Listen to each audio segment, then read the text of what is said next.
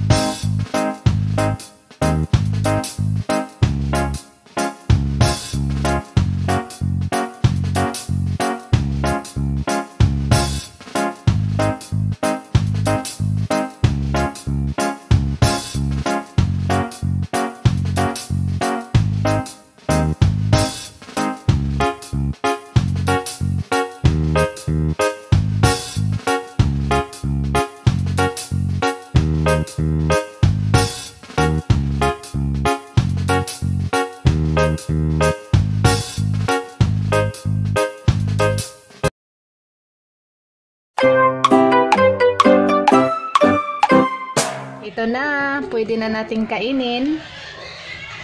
Matigas na siya. So, tingnan natin guys ang kanyang resulta. Ayan. Para siyang ice cream.